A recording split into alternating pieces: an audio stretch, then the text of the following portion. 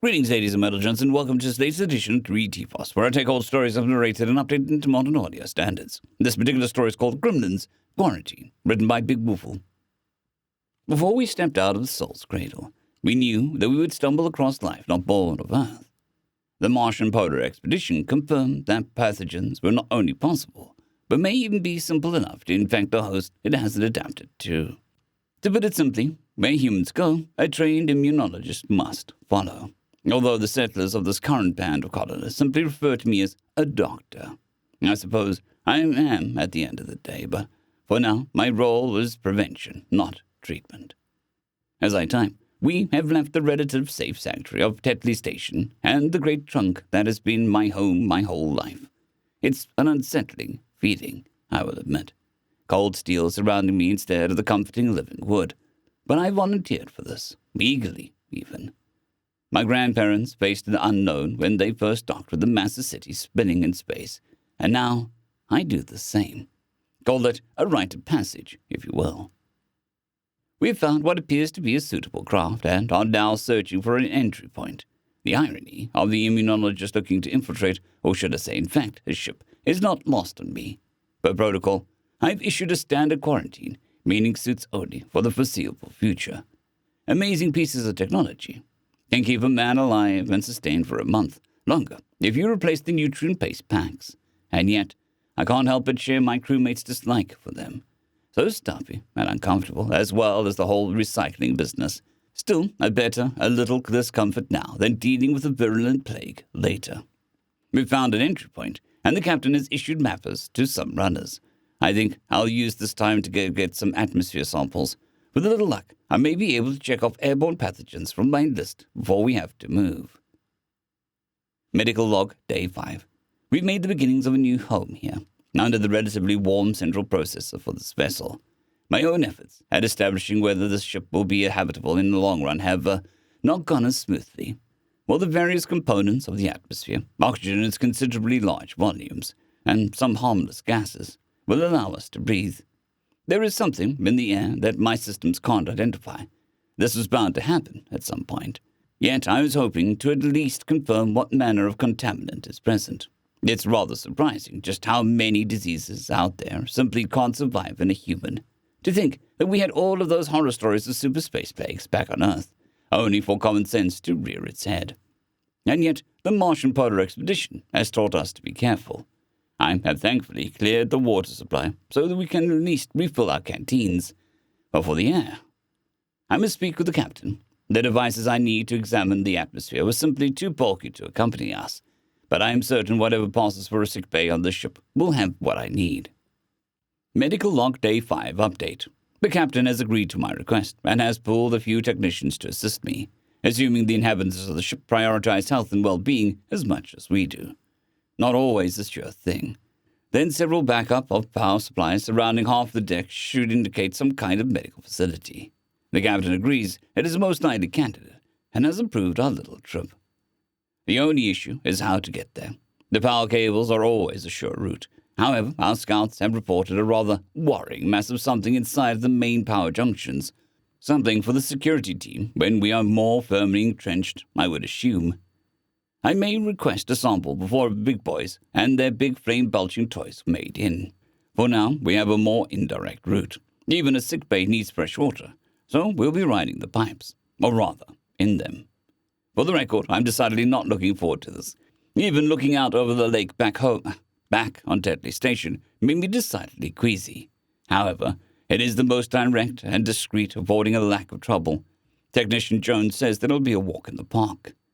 I have frequently walked through Tetley Station's Grand Park, and I can personally say that it was not as simple as many seem to believe. Regardless, we leave in the morning once the engineers have cut out an entry point. Medical log, day 6. I refuse to discuss the travel. I have no doubt certain footage is, as I type, being circulated around the base. While I am not going to rise to their bait in demanding the captain put a stop to it, I have no doubt she's dealing with the matter at this moment. Technician Jones and Stafford are currently boring into whatever diagnostic machine that we can reach and applying splicer cables. This will allow us to piggyback on the data we needed. However, we'll need a serious upgrade on the machinery we currently have at our disposal to input samples back at home base. But now, all samples have to be collected and examined here. While the pair work, I may as well try to describe our surroundings. Even at a glance, it's rather obvious just how alien the ship's inhabitants are to us. The diagnostic beds are configured in a way that I would never imagine could be comfortable for a human spine, consisting of elongated, concave sections in the middle, two carved struts nutting out from either end, and some kind of upward-sloping platform where I would typically call the foot of the bed.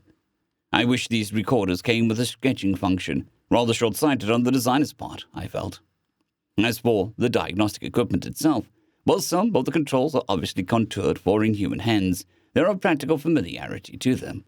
I suppose a microscope is a microscope, even if it happens to be easily twice your height. I feel confident that. Medical log, day 7. I fear I must pronounce our safety due to sheer luck I was happening to look over the entry to sick bay. We barely had enough time to clamber into internal workings of the medical wing's computer systems before we heard the half-whoosh, half-grind of the doors opening. I regret to inform you all that due to our position, we were unable to catch a glimpse of our neighbors, but thankfully sound traveled remarkably well. I counted 3, maybe 4 sets of footsteps, clinking on the metallic floor. No way to tell if it's due to boots that they were wearing, or perhaps some manner of claw. Vocalizations were low chirping and clacking of some kind. No sense of any soft noises. So I think that we could perhaps clear lips in any kind.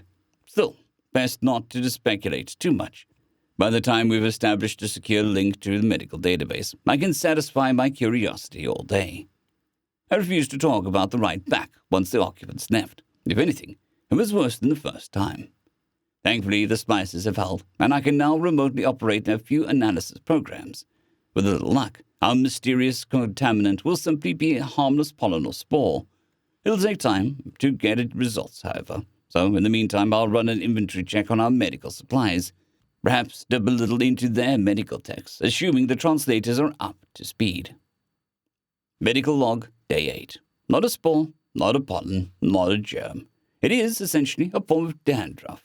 And while the thought makes me feel faintly queasy for obvious reasons, it's not the first particulate-laden atmosphere humans have adapted to. Our implants will filter anything without the user's knowledge, and, as spirits are rather high right now, I don't really intend to spoil the mood. I'll make an announcement that the atmosphere is suitable to breathe tonight, but I recommend the suit stay in place until I can confirm no cross-contamination can occur.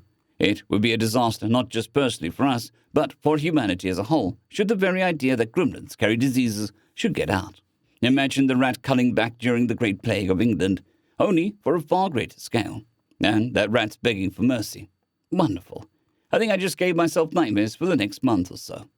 Regardless, engineering has located the power core of the ship and drawn up plans for improvements, so the restriction of powered entertainment has been cautiously lifted. For a few hours, at least.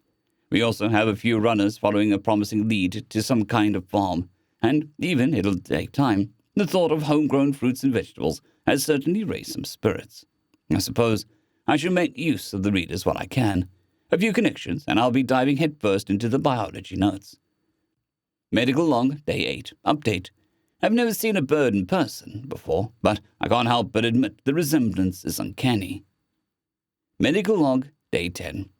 After several hours examining my own blood work and a rather fortunate sample obtained from the occupant's gash down near the bridge of the ship, I suppose as a medical professional I shouldn't use the term fortunate, but it was. I have now been able to confirm that, barring the most virulent of human viruses, which we all seem immunized against, we are unable to affect them in any way that their own immune system would be unable to fight off. At the same time, their own pathogens will hit us more or less the same, perhaps even harder until our immune systems adapt.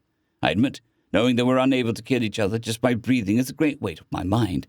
I made the announcement this morning that we're free to shed the suits around home base, and I was afraid the cheer would have alerted our unknowing hosts to our presence here. Thankfully, nothing appears to have come of it. But the captain has made her disappointment of lack of caution known. For now, however, until some medical emergency or biological mystery stumbles into my lap, I will be content to read up on the biology of those upstairs, at least until I can convince the captain to run a security squad down to that junction box. End of story.